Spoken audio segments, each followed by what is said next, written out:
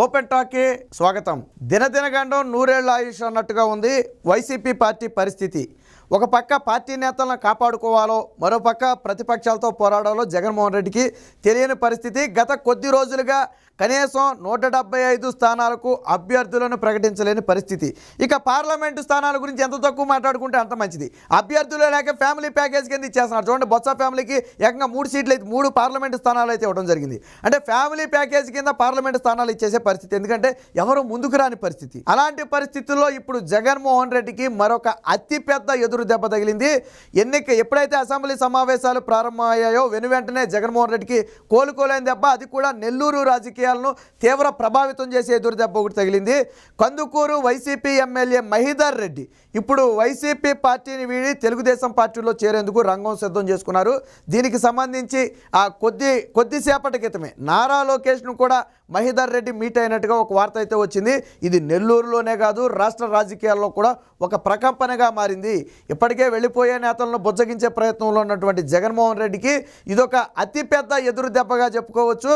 ఎప్పుడైతే దాదాపు 80 స్థానాల్లో అభ్యర్థులను మార్చాలి అని జగన్మోహన్ రెడ్డి ఒక నిర్ణయం తీసుకున్నాడు, అప్పటి నుంచి కూడా జగన్మోహన్ రెడ్డికి దెబ్బ మీద దెబ్బ తగులుతూనే ఉంది. 1 కాదు 2 కాదు, అనేక దెబ్బలు తగిలాయి. ఆళ్ల రామకృష్ణారెడ్డితో మొదలు పెడితే వరుసగా ఒకటారు తర్వాత ఒకటి కృష్ణదేవరాయలది కానివ్వండి, బాలశౌరి కానివ్వండి, రామచంద్రారెడ్డి కానివ్వండి, మరొక ఎంపీ కానివ్వండి, ఇప్పుడు మహిదర్ రెడ్డి కానివ్వండి, ఇలా ఒకరు కాదు ఇద్దరు కాదు అనేక మంది వైసీపీకి రాజీనామాలు చేసి ఇతర పార్టీలోకి వెళ్లే ప్రయత్నం చేస్తున్నారు.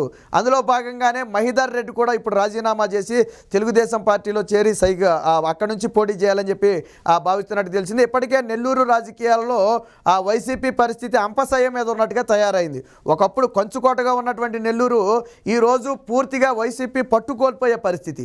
పెద్దరెడ్లుగా చెప్పుకునే కోటమిరెడ్డి శ్రీధర్ రెడ్డి, ఆనం రామనారాయణ రెడ్డి, మేకపాటి చంద్రశేఖర్ రెడ్డి వీళ్ళంతా ఇప్పుడే తెలుగుదేశం పార్టీలో ఆల్రెడీ చేరిపోవడం జరిగింది. ఇదే సమయంలో కొద్దో గొప్ప ఊపిరి ఉందనుకున్న సమయంలో ఇప్పుడు మహిదర్ రెడ్డి కూడా తెలుగుదేశం పార్టీలో చేరటం అంటే దాదాపుగా నెల్లూరులో వైసీపీ పార్టీ పతనం అయిపోయినట్టే లెక్క. అక్కడ చెప్పుకోదగిన నేత ఒక్కరు కూడా లేరు. అక్కడ నుంచి పార్టీని గెలిపించే బాధ్యత తీసుకునే నేత ఒక్కరు కూడా లేని పరిస్థితి. ఇక మహిదర్ రెడ్డి హిస్టరీని చూసుకుంటే గత 6 దశాబ్దాలుగా ఆ ఫ్యామిలీ అక్కడ రాజకీయాలను అయితే శాసిస్తూనే వస్తుంది. ఆయన తండ్రి ఆదినారాయణ రెడ్డి కూడా గతంలో కందుకూరు నుంచి 2 సార్లు ఎమ్మెల్యేగా పోటీ చేసి గెలవడం జరిగింది. ఈయన కూడా మహిదర్ రెడ్డి కూడా 89లోను అలాగే 2004, 2009లో కాంగ్రెస్ పార్టీ నుంచి గెలవడం జరిగింది. 2019లో వైసీపీ పార్టీ నుంచి గెలవడం జరిగింది. అలాగే కిరణ్ కుమార్ రెడ్డి ముఖ్యమంత్రిగా ఉన్న సమయంలో ఆ క్యాబినెట్లో మినిస్టర్గా కూడా చేశారు ఈ మహిదర్ రెడ్డి. సో అలాంటి వ్యక్తి ఈరోజు బయటికి రావటం అంటే అది వైసీపీకి ఒక రకంగా గట్టి షాక్ అనే చెప్పాలా. ఎందుకంటే జగన్మోహన్ రెడ్డి ఏకపక్ష నిర్ణయాలు నచ్చగా ఇటీవల అందరూ బయటకు వస్తున్నారు. అయితే ఒక నెలన్నర క్రితం ఒక ఘటన జరిగింది. ఒకవేళ కందుకూరు సీటు కన్నా మహిదర్ రెడ్డికి ఉండాలి అంటే జగన్మోహన్ రెడ్డి ఒక టాస్క్ ఇచ్చాడు. ఆ టాస్క్ కంప్లీట్ చేస్తే సీటుకి గ్యారంటీ ఇచ్చే పరిస్థితి ఉంటుందని చెప్పడం జరిగింది. ఏంటయ్యా టాస్క్ అంటే చంద్రబాబు, లోకేష్, పవన్ కళ్యాణ్ను బూతులు తిట్టడం. సో దానికి ససేమిరా అన్నాడు. ఒక వ్యక్తి వచ్చి ఇలా జగన్మోహన్ రెడ్డి గారు ఈ టాస్క్ ఇచ్చారండి, మీరు ఖచ్చితంగా చేయాలంటే ఏంటి టాస్క్ అని అడిగితే ఇలా బూతులు తిట్టాలని చెప్పారంట. దాంతో అప్పుడే కరాఖండిగా మీరు టికెట్ ఇస్తే ఇవ్వండి, లేకపోతే మానేయండి. నేను మాత్రం ఇలా దిగజారి బూతులు తిట్టే పరిస్థితి ఉండదు. మా ఫ్యామిలీకి అంటూ కొద్దిగా ఆ రాజకీయ ఇమేజ్ ఉంది, మాకంటూ కొద్దిగా పలుకుబడి ఉంది. సో ఇప్పుడు అలాంటి వ్యక్తిగత విమర్శలు చేసి బూతులు తిట్టి మేము దిగజారే పరిస్థితి ఉండదు. జగన్మోహన్ రెడ్డి గారికి ఇదే మాట చెప్పండి, టికెట్ ఇష్టమైతే ఇవ్వండి, లేదనుకుంటే మానేయమని చెప్పి ఆ రోజే చెప్పడం జరిగింది. బహుశా ఆ విషయం జగన్మోహన్ రెడ్డి దగ్గరికి వెళ్ళి ఉంటుంది. ఆయన కొద్దిగా ఆగ్రహానికి గురై ఉంటాడు. అందుకే 5-6 లిస్టులు విడుదల చేసిన మహిదర్ రెడ్డికి సంబంధించి కందుకూరు సీటు మీద ఎటువంటి క్లారిటీ కూడా ఇవ్వలేదు. అసలు సీటు ఉంటుందో లేదో కూడా తెలియని పరిస్థితి. అంటే బహిరంగంగా పొమ్మనకుండా పొగబెట్టడం అన్నట్టుగా సీటు ఇవ్వకుండా హోల్డ్ చేసి వాళ్ళు బయటికి వెళ్ళిన తర్వాత అక్కడ వేరొక అభ్యర్థిని ప్రకటించాలనేది జగన్మోహన్ రెడ్డి వ్యూహం. ఇక ఈ వ్యూహాన్ని గమనించిన మహిదర్ రెడ్డి ఎలాగది మునిగిపోయానావా. ఇప్పుడు గెలిచే పార్టీ అనుకోండి, కష్టమో నష్టమో 4 రోజులు కళ్ళు మూసుకుని ఓపిక పడితే తర్వాత చూద్దామని చాలామంది అనుకోవచ్చు. కానీ ఇదేమో మునిగిపోయే నావలో ఎవరు మాత్రం ఉండాలనుకుంటాడు. కాబట్టి అందుకనే వెనువెంటనే ఇక నిర్ణయానికి వచ్చి వైసీపీ పార్టీని వేడాలని ఒక నిర్ణయానికి వచ్చి టీడీపీ జాతీయ ప్రధాన కార్యదర్శి నారా లోకేష్తో అయితే మీట్ అవడం జరిగింది. మరి టికెట్కి సంబంధించి ఏమైనా హామీ ఇచ్చారా లేదా గెలిచిన తర్వాత ఏమైనా చేస్తామని చెప్పారా అనేది మనకైతే తెలియదు. కానీ ఎప్పుడైతే నారా లోకేష్ని కలిశారో దాదాపుగా అప్పుడే తెలుగుదేశం పార్టీలో చేరిపోయినట్టుగా లెక్క. ఈ వార్త ఇప్పుడు ఆ నెల్లూరు రాజకీయాల్లోనే కాదు రాష్ట్ర రాజకీయాల్లో కూడా ఒక ప్రకంపనగా మారింది. కేవలం జగన్మోహన్ రెడ్డి ఏకపక్ష ధోరణే ఇందుకు ప్రధాన కారణంగా కనపడుతుంది. సర్వే రిపోర్టుల ఆధారంగా 80 మంది అభ్యర్థుల్ని మార్చాలి అని జగన్మోహన్ రెడ్డి ఏ రోజైతే అనుకున్నాడో ఆ రోజే జగన్మోహన్ రెడ్డి పార్టీలో పతనం ప్రారంభమైంది. ఎప్పటికీ కూడా వలసలు ఒక్కొక్కటిగా వెళుతున్నాయి. ఈ ఒక్కటే ఆగట్లేదు. నెల్లూరు నుంచి మరొక 2 కీలక నేతలు బయటకు వచ్చే అవకాశం ఉందని చెప్పి కూడా ఇప్పుడు టాక్ నడుస్తుంది. ఆల్రెడీ నెల్లూరు పెద్దారెడ్డి బయటకు వచ్చినప్పుడు ఇది ఎక్కడితో ఆగదు, మరి కొంతమంది బయటకు వస్తారని చెప్పారు అన్నట్టుగానే ఇప్పుడు మహేందర్ రెడ్డి కూడా బయటకు వచ్చాడు.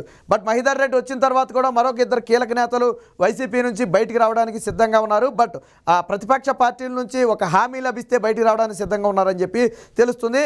ఏది ఏమైనా నెల్లూరులోనే కాదు రాష్ట్ర రాజకీయాల్లో కూడా ఇది ఒక పెను ప్రకంపనగా మారింది. రోజు రోజుకి వైసీపీలోకి వచ్చేవారు లేరు, కానీ వైసీపీ నుంచి వెళ్ళిపోయే వారి సంఖ్య రోజు రోజుకి పెరుగుతుంది. ఇప్పుడు మొత్తంగా తెలుగుదేశం పార్టీ నుంచి వైసీపీలోకి చేరికలు ఏమైనా జరిగినాయంటే పెద్ద చేరికగా చెప్పుకునేది కేసీనేని నాని చేరిక ఒకటే.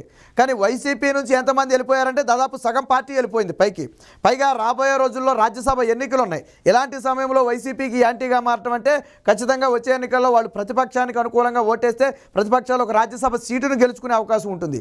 కాబట్టి జగన్మోహన్ రెడ్డి ఇటీవల కాలంలో సీట్లు అనౌన్స్మెంట్ ఆపి ఎన్నికలు అయ్యే వరకు కూడా ఈ రాజ్యసభ ఎన్నికలు అయ్యే వరకు కూడా హోల్డ్ చేయాలని చెప్పి భావించాడు. బట్ ఇంతలోనే జగన్మోహన్ రెడ్డికి అయితే షాక్ మీద షాక్ తగులుతుంది. ఏది ఏమైనా మహీధర్ రెడ్డి వంటి ఒక ఫేమ్ ఉన్నటువంటి నేత, 6 దశాబ్దాలుగా కందుకూరు వంటి ప్రాంతాన్ని ఏలుతున్నటువంటి ఆ నేతలకు ఈరోజు పార్టీ నుంచి బయటకు వెళ్ళటం అంటే అది వైసీపీకి తీవ్ర నష్టంగానే చెప్పొచ్చు. ఇది ఎక్కడితో ఆగుతుందా అంటే ఎట్టి పరిస్థితుల్లో ఆగే పరిస్థితి అయితే కనపట్లేదు. దాదాపుగా నెల రోజుల క్రితం ప్రారంభమైన ఈ వలసలు నేటికి స్టిల్ కొనసాగుతూనే ఉన్నాయి. ఇంకా అభ్యర్థులను దాదాపు సగం మంది అభ్యర్థులను జగన్మోహన్ రెడ్డి ప్రకటించాల్సి ఉంది. వాస్తవానికి 175 మందిని ఒకేసారి ప్రకటిస్తానని చెప్పి జగన్మోహన్ రెడ్డి ప్రగల్భాలు పలికినప్పటికీ కూడా పట్టుమని ఒక్కొక్కసారి 10 మంది అభ్యర్థులను కూడా ప్రకటించలేని పరిస్థితుల్లో జగన్మోహన్ రెడ్డి ఉన్నాడు. దాదాపు 40 మందికి ఇప్పటికే జగన్మోహన్ రెడ్డి మొండి చేయి చూపడం జరిగింది. వాళ్ళంతా కూడా ఖచ్చితంగా ఇప్పుడు యాంటీగా మారే అవకాశం ఉంది. ముఖ్యంగా దళిత నియోజకవర్గాల మీద జగన్మోహన్ రెడ్డి అలాగే కొంతమంది వైసీపీకి చెందిన కీలక నేతల పెత్తనం పెరిగిందని చెప్పి ఇప్పటికే ఆర్థర్ కానివ్వండి లేదా జొన్నలగడ్డ పద్మావతి కానివ్వండి, చంద్రపూడి ఎమ్మెల్యే ఎలీజా కానివ్వండి, వీళ్ళంతా కూడా తీవ్ర స్థాయిలో విమర్శలు చేసి ఉన్నారు. మొత్తంగా ఏదేమైనా ఇప్పుడు సొంత పార్టీ సొంత సామాజిక వర్గానికి చెందినటువంటి మహీధర్ రెడ్డి జగన్మోహన్ రెడ్డిని వీడి తెలుగుదేశం పార్టీలో చేరుతున్నారనే వార్త రాష్ట్ర రాజకీయాల్లో ఒక ప్రకంపనగా మారింది. మరి కందుకూరు నుంచి సీట్ అయితే హామీ ఇస్తారంటే ఇప్పటికిప్పుడు తెలుగుదేశం పార్టీ నుంచి హామీ ఇవ్వకపోవచ్చు. ఎందుకంటే ఆల్రెడీ తెలుగుదేశం పార్టీలో మొదటి నుంచి కష్టపడుతున్నటువంటి నేతలు ఉన్న నేపథ్యంలో హామీ అయితే లభించకపోవచ్చు. బట్ గెలిచిన తర్వాత ఏదైనా హామీ అయితే లభించవచ్చు. మొత్తానికి ఏదో ఒక ఒప్పందం చేసుకున్న తరువాతే నారా లోకేష్ని అయితే మీట్ అయినట్టుగా తెలుస్తుంది. ఇక వైసీపీ పార్టీకి రాజీనామా చేయడం ఒకటే మిగిలింది. అది బహుశా ఇవాళ రేపట్లో రాజీనామా జరగవచ్చు. ఎప్పుడైతే అసెంబ్లీ సమావేశాలు ప్రారంభమయ్యాయో అప్పుడు ఇది వైసీపీకి ఒక పెద్ద షాక్గా చెప్పుకోవచ్చు. రాష్ట్ర రాజకీయాలను అప్పుడు ప్రకంపనలు పుట్టిస్తున్నటువంటి మహీధర్ రెడ్డి రాజీనామా వైసీపీని మరింత దెబ్బతీసింది అనడంలో ఎటువంటి సందేహం లేదు.